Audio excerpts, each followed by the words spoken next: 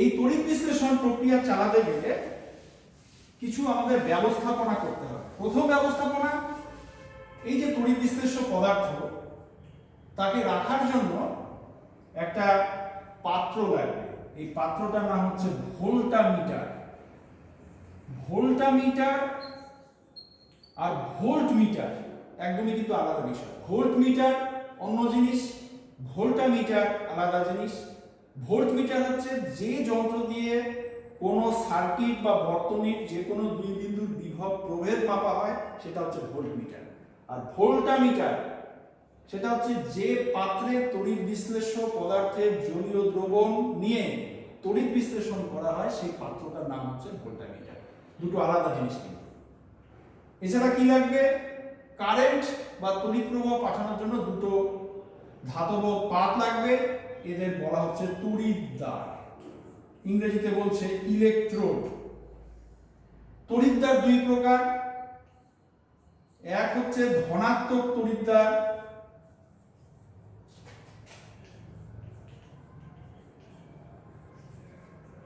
যাকে আমরা বলি অ্যানোড ইংরেজিতে। এটা ব্যাটারির পজিটিভ মেরুর সঙ্গে যুক্ত থাকে, এই জন্য আমরা একে প্লাস চিহ্ন দিয়ে লিখি। আর একটা হচ্ছে ঋণাত্মক তড়িৎদ্বার,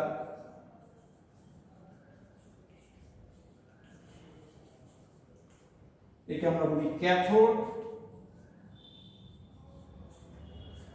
একে আমরা ঋণাত্মক চিহ্ন দিয়ে সূচিত করি, কারণ এই তড়িৎদ্বারটি ব্যাটারির ঋণাত্মক মেরুর সঙ্গে যুক্ত থাকে।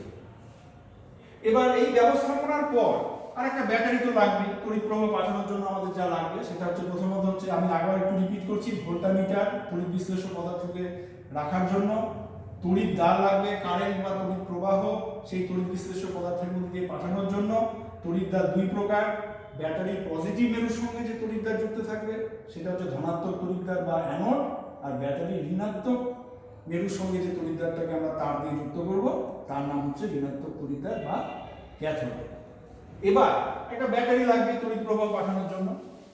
এবার তোমাদের বইতে তোমরা দেখবে যে বিভিন্ন তড়িৎ বিশ্লেষ্য পদার্থের বা উপাদানের তড়িৎ বিশ্লেষণ প্রক্রিয়া নিয়ে তোমাদের বইতে আলোচনা রয়েছে।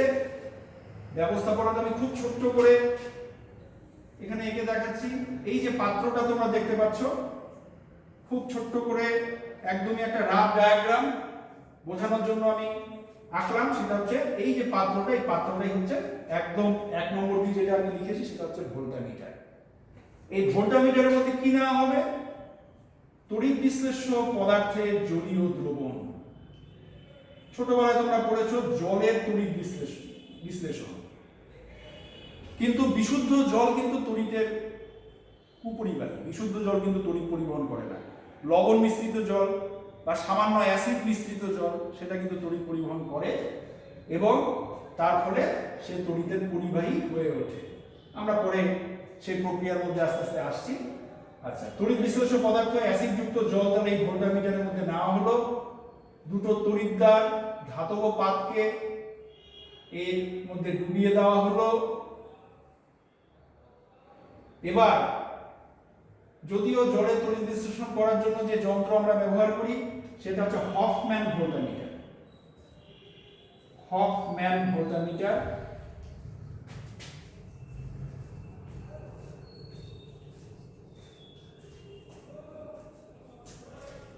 হফম্যান ভোল্টামিটারের ছবি এই স্বল্প পরিসরে আঁকা একটু সমস্যা, এই কারণে আমি রাফ ডায়াগ্রামটা তোমাদের দেখিয়ে দিচ্ছি। এবার এখানকার চাবি সিস্টেম করা থাকতে পারে। চাবি হচ্ছে এমন একটা ব্যবস্থাপনা যে ব্যবস্থাপনায় আমরা নিজের ইচ্ছা মতো খুশি মতো তড়িৎ প্রবাহ পাঠাতে পারি। চাবি যদি বন্ধ করা হয় তাহলে তড়িৎ প্রবাহ চলবে, আর চাবি যদি খুলে রাখা হয় তাহলে তড়িৎ প্রবাহ চলবে না। এটা হচ্ছে চাবির একটা সাংকেতিক চিহ্ন। আচ্ছা, একটা তড়িৎ কোষ এখানে রাখা হলো। কারেন্টটাকে রেগুলেট করার জন্য, কম বেশি করার জন্য একটা রোধ এখানে রাখা যেতে পারে, ব্যবস্থাপনা করা যেতে পারে, পরিবর্তন করা যেতে পারে সেই রোধের মানটা। এটাকে বলা হচ্ছে পরিবর্তনীয় রোধ বা রিওস্ট্যাট, RH দিয়ে দেখা হয়। যেটা ব্যাটারির একটু বড় দাগটা দিয়েছি চিহ্নের মধ্যে, সেটা ব্যাটারি পজিটিভ মেরু বা ধনাত্মক তড়িৎদ্বার। ছোট যে দাগটা দেখতে পাচ্ছ সেটা ব্যাটারি ঋণাত্মক মেরু। আগে বলেছিলাম ব্যাটারি পজিটিভ মেরুর সঙ্গে যে তড়িৎদ্বারটা যুক্ত থাকবে সেটাকে আমরা বলছি অ্যানোড, লেখা আছে তোমরা আগেই জেনে গেছো। আর ব্যাটারির ঋণাত্মক মেরুর সঙ্গে যে তড়িৎদ্বারের সংযোগ থাকবে তাকে আমরা বলছি ক্যাথোড। চাবি বন্ধ করে দেওয়া হলো। চাবি বন্ধ করার সময় কি করতে হবে? এই দাগটা একদম এইরকম হয়ে যাবে, অর্থাৎ চাবিটা বন্ধ হয়ে গেল। কারেন্ট চলছে, পজিটিভ মেরু থেকে কারেন্ট বেরিয়ে একদম সুন্দরভাবে এই অ্যানোডের মধ্যে দিয়ে ঢুকলো। তড়িৎ বিশ্লেষ্য পদার্থের অণুগুলো এখানে আয়নে ভেঙে গেছে। আয়নে ভেঙে গেলে জল যদি আয়নিত হয়, এর যদি আয়নীয় ভবন প্রক্রিয়া হয়, তাহলে জল ভেঙে যাবে হাইড্রোজেন আয়ন এবং হাইড্রক্সিল আয়নে। হাইড্রোজেন আয়ন এবং হাইড্রক্সিল আয়নে ভেঙে যাওয়ার পর এই আয়নগুলো তড়িৎ পরিবহন করবে এবং তড়িৎ এই নেগেটিভ টার্মিনাল বা ক্যাথোড দিয়ে আবার এসে ব্যাটারির ঋণাত্মক মেরুতে ফিরে চলে আসবে। এইভাবে পুরোপুরি কারেন্টের পরিবহন বা কারেন্টের সার্কিটটা পুরোপুরি ভাবে কমপ্লিট হবে। এটা তোমরা প্রবাহী তড়িৎ চ্যাপ্টারেও ভালো মতো তোমরা জানতে পারবে। এখানে একটু আমি তোমাদের জানিয়ে দিলাম যে এইভাবে তড়িৎ পরিবহন হয়। আচ্ছা, এবার আমরা চলে যাচ্ছি তড়িৎ বিশ্লেষণ প্রক্রিয়াটার মধ্যে, একদম বিস্তারিত চলে যাচ্ছি। সেটা হচ্ছে এই যে হাইড্রোজেন আয়ন এবং হাইড্রক্সিল আয়ন তৈরি হলো। হাইড্রোজেন আয়নের কাজ কি? তোমরা স্থির তড়িৎ বিজ্ঞানে একটা নিয়ম পড়েছো ছোটবেলায়, যে বিপরীত আধানের মধ্যে হয় আকর্ষণ, সম আধানে হয় বিকর্ষণ। তাহলে এই যে পজিটিভ হাইড্রোজেন আয়নগুলো, এরা তাহলে ঋণাত্মক তড়িৎধর্মী যে তড়িৎদ্বার ক্যাথোড তার কাছে যাবে, কারণ ঋণাত্মক এই ধনাত্মক আয়নকে আকর্ষণ করবে। তাহলে ক্যাথোডে যে ঘটনাটা ঘটবে, সেটা হচ্ছে হাইড্রোজেন আয়নগুলো ক্যাথোডের কাছে গিয়ে ইলেকট্রন গ্রহণ করে প্রথমে এরা নিস্তড়িত হাইড্রোজেন পরমাণুতে পরিণত হবে এবং দুটো নিস্তড়িত হাইড্রোজেন পরমাণু একসাথে যুক্ত হয়ে হাইড্রোজেন অণু বা হাইড্রোজেন গ্যাস হিসাবে এরা অ্যানোডের পাশ দিয়ে বুদবুদ সৃষ্টি করে এখান থেকে বেরোতে থাকবে। হফম্যান ভোল্টামিটারে এই হাইড্রোজেন গ্যাসটাকে কালেকশন করার বা সংগ্রহ করার একটা সুন্দর ব্যবস্থাপনা করা আছে। আচ্ছা, তাহলে ক্যাথোডে এই বিক্রিয়া সংঘটিত হয়ে গেল।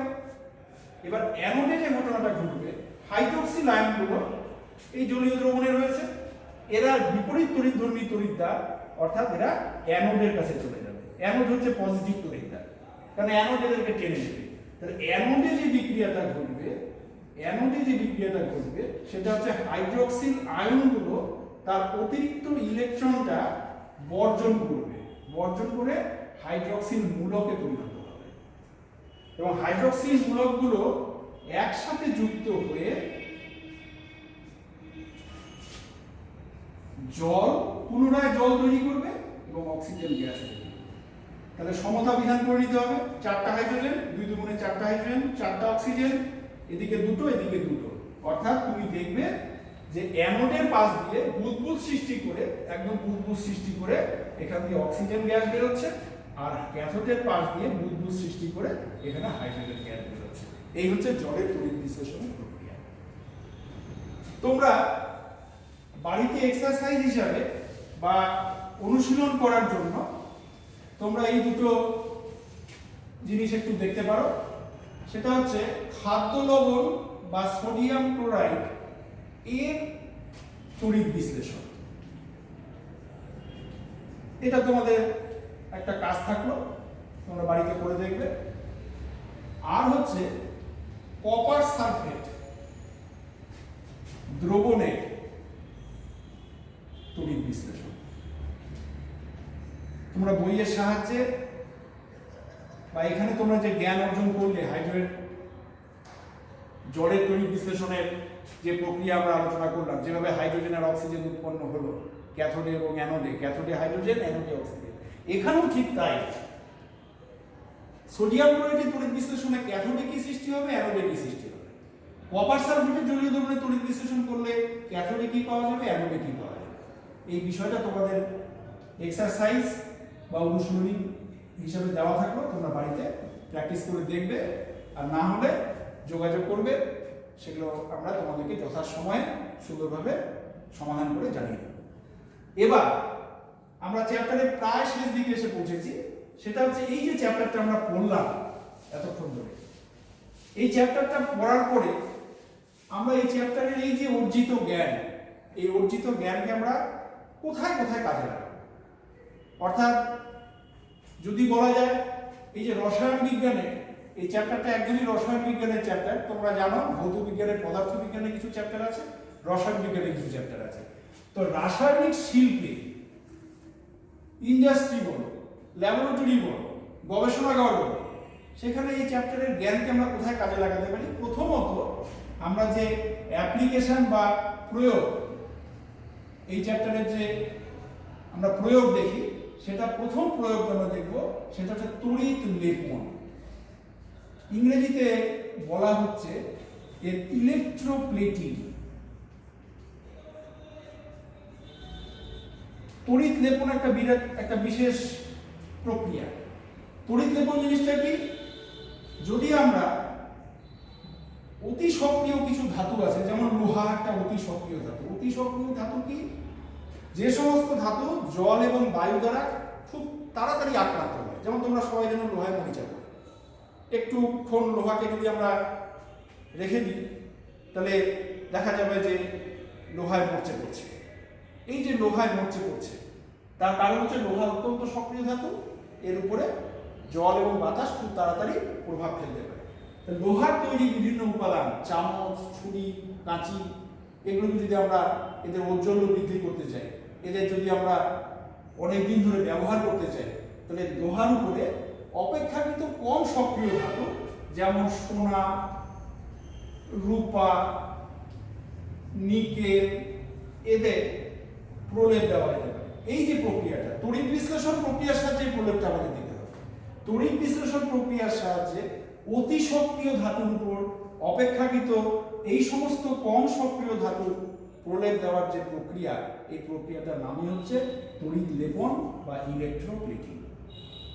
সেখানেও কিন্তু তোমাকে কিছু মূল নিয়ম ফলো করে বা তড়িৎ বিশ্লেষণের যে মূল নিয়ম সেটা ফলো করে তোমাকে কিন্তু এই প্রক্রিয়াটা চালাতে। প্রথম যে নীতিটা আমাদের ফলো করতে হবে, প্রথম নীতি হচ্ছে ডিসি তড়িৎ প্রবাহ তোমাকে ব্যবহার করতে হবে। প্রবাহ দুই প্রকার, এসি এবং ডিসি। ডিসি প্রবাহ ব্যবহার করতে হবে। দ্বিতীয় কথা হচ্ছে যার উপরে প্রলেপ দেবে, যেমন উদাহরণ হিসাবে বলি লোহার উপরে প্রলেপ দিচ্ছ, লোহাকে তোমার ক্যাথোড হিসাবে ব্যবহার করতে হবে। কারণ ক্যাথোডে গিয়ে ধাতু জমা হয়। ধাতু হচ্ছে ধাতব আয়ন। সবসময় তোমরা দেখবে ধাতব আয়ন, যেমন সোডিয়াম ধরো পজিটিভ তড়িৎধর্মী, পটাশিয়াম পজিটিভ তড়িৎধর্মী। এই ধাতব আয়ন কিন্তু সবসময় ক্যাথোডের উপরে গিয়ে জমা হয়। ক্যাথোড হচ্ছে ঋণাত্মক তড়িদায়িত। তাহলে ধনাত্মক আয়নগুলো সবসময় কিন্তু ক্যাথোডের দিকে দৌড়াবে তড়িৎ বিশ্লেষণের সময়, তড়িৎ লেপনের সময়। তাহলে লোহাকে ক্যাথোড হিসেবে ব্যবহার করতে হবে, লোহার তৈরি উপাদানগুলোকে ক্যাথোড হিসেবে ব্যবহার করতে হবে। আর তুমি যার প্রলেপ দিচ্ছ, যেমন এখানে আমি তিনটি উপাদান লিখেছি, মনে করো তুমি রূপার প্রলেপ দিচ্ছ, তাহলে রূপার তৈরি একটি ধাতব পাতকে, একে রূপার পাত, তাকে তোমাকে অ্যানোড হিসেবে ব্যবহার করতে হবে। আর চতুর্থত, ভোল্টামিটারের মধ্যে বা তড়িৎ বিশ্লেষণ পাত্রে রূপা ঘটিত কোনো লবণের, রূপা ঘটিত লবণের দ্রবণ ব্যবহার করতে হবে। সেই হিসাবে তুমি পটাশিয়াম আর্জেন্টো সায়ানাইডের দ্রবণ ব্যবহার করতে পারো। তাহলে ডিসি প্রবাহ লাগবে। ক্যাথোড হিসাবে যার উপরে তুমি প্রলেপ দিচ্ছ তাকে ক্যাথোড হিসাবে ব্যবহার করতে হবে। যে সমস্ত ধাতু তুমি প্রলেপ দিতে চাও, যদি তুমি রূপার প্রলেপ দিতে চাও, তাহলে রূপাকে, তার তৈরি রূপার পাতকে অ্যানোড হিসাবে ব্যবহার করতে হবে। আর রূপার ঘটিত একটা লবণের দ্রবণ তোমাকে ব্যবহার করতে হবে। আর প্রক্রিয়াটা কেমন হবে তোমরা বুঝতেই পারছো। এই ভোল্টামিটারের মধ্যে তুমি তাহলে অ্যানোড হিসাবে এখানে নিলে রূপার পাত,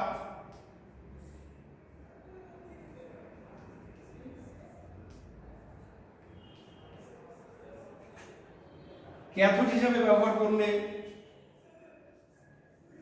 লোহার উপাদান যার উপরে তুমি প্রলেপটা দিতে চাও।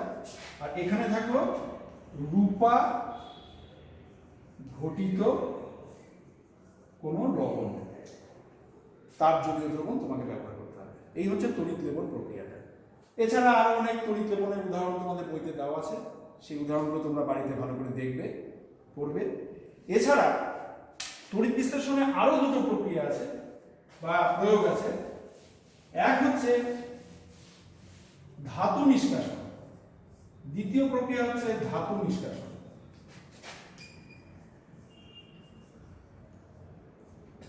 তৃতীয় প্রক্রিয়া হচ্ছে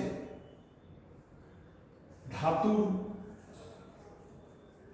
বিশোধন।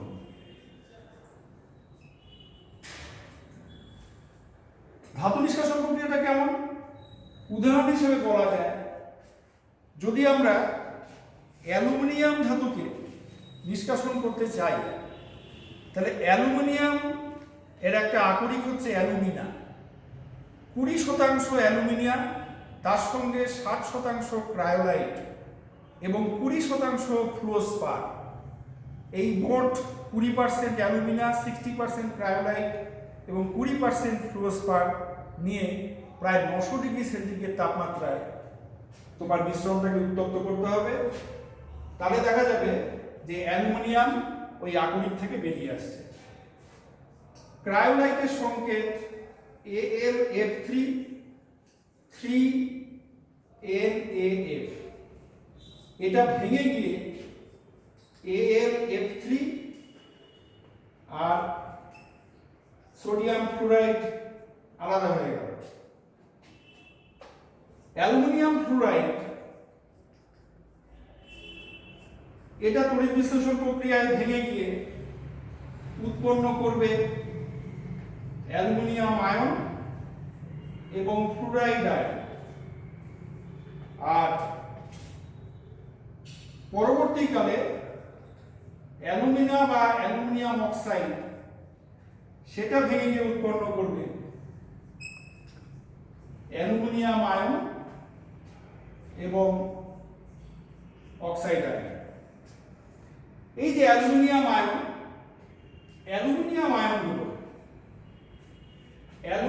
আয়নগুলো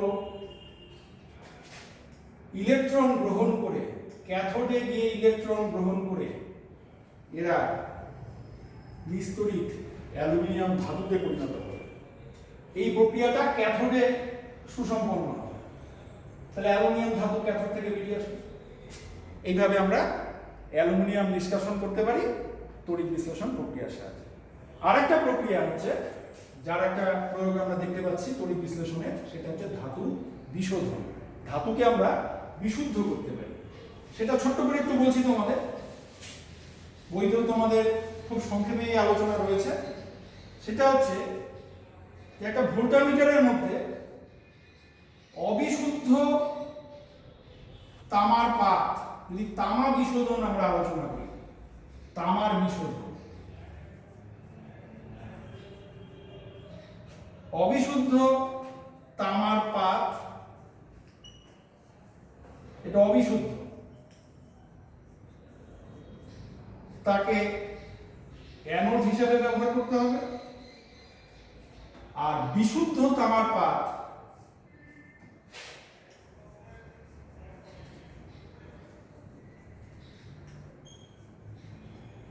তাকে ক্যাথোড হিসেবে ব্যবহার করতে হবে। এটা ক্যাথোড, এটা অ্যানোড। আর নিতে হবে সালফিউরিক অ্যাসিড যুক্ত কপার সালফেট দ্রবণ তড়িৎ বিশ্লেষ্য হিসাবে। দেখা যাবে এই যে কপার সালফেট, এটা জলীয় দ্রবণে আয়নিত হয়ে কপার আয়ন এবং সালফেট আয়ন তৈরি করছে। এই তড়িৎ বিশ্লেষ্য উপাদানটা কপার সালফেট।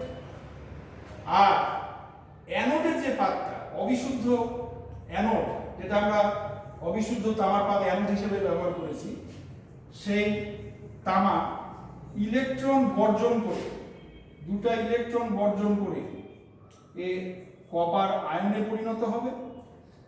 আর এই কপার সালফেট থেকে বেরিয়ে আসা এই কপার আয়ন ক্যাথোডের কাছে গিয়ে, বিশুদ্ধ তামার পাত ক্যাথোড দিয়ে তৈরি, ক্যাথোডে গিয়ে এই কপার আয়ন ইলেকট্রন গ্রহণ করে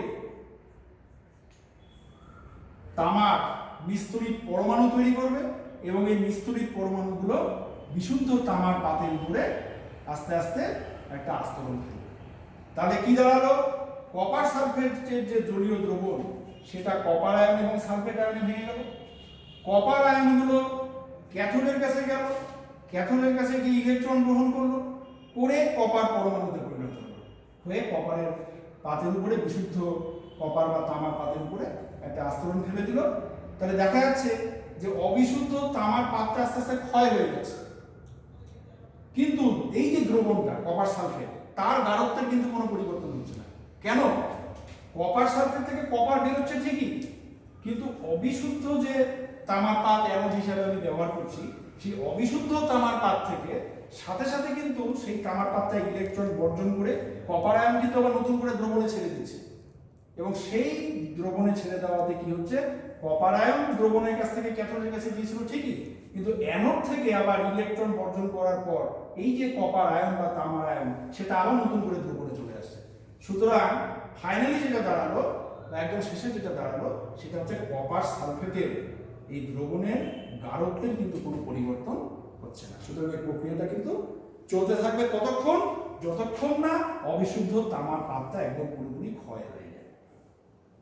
এবং ক্ষয় হয়ে যাওয়ার পরে যদি তামার পাতের মধ্যে যে অশুদ্ধিগুলো ছিল, সেই অশুদ্ধিগুলো দেখা যাবে এক সময় এই পাতের নিচে কাদার আকারে জমা পড়ে গেছে। এই যে কাদার আকারে জমা পড়ে যাওয়া যে উপাদানটা, এই কাদার আকারে জমা পড়ে যাওয়া উপাদানটার নাম হচ্ছে অ্যানোড মাড। মাড মানে কাদা। তাহলে এইভাবে একটা আস্তরণ পড়ে যাবে অ্যানোডের নিচে। অ্যানোড মাড কি এটা আমাদের জানতে হবে ভালো করে। তো যাই হোক, তোমাদের মতো করে এই চ্যাপ্টারের বিষয়বস্তু আমি তোমাদের সামনে উপস্থাপন করলাম। তোমাদের যেটা আমি বলবো সেটা হচ্ছে এই চ্যাপ্টারে মোট 6 নম্বরের প্রশ্ন পরীক্ষায় তোমাদের থাকবে। এমসিকিউ টাইপ কোশ্চেন থাকবে একটি 1 নম্বরের, ভেরি শর্ট টাইপ থাকবে 2টি কোশ্চেন 1 নম্বরের, লং অ্যান্সার টাইপ কোশ্চেন থাকবে একটি 3 নম্বরের। তাহলে এমসিকিউ 1 নম্বর, very short answer type question 1 নম্বরের 2টো, সুতরাং 2 নম্বর, আর লং অ্যান্সার টাইপ কোশ্চেন হচ্ছে একটি কোশ্চেনই 3 নম্বরের, সুতরাং 3, সুতরাং সব মিলে হচ্ছে 6 নম্বর। তোমরা তোমাদের কাছে যে সমস্ত বই আছে সেই বইগুলোর অনুশীলনী প্রশ্নগুলো, টেস্ট পেপারস, এগুলো ভালো করে দেখে প্রশ্নগুলো বাড়িতে অনুশীলন করো, এবং কোনো সমস্যা থাকলে তোমরা বিদ্যালয়ের হোয়াটসঅ্যাপ নাম্বারে তোমরা যোগাযোগ করো, তোমরা প্রশ্নের উত্তর সেখানে পেয়ে যাবে। সবাই ভালো থেকো, সুস্থ থেকো।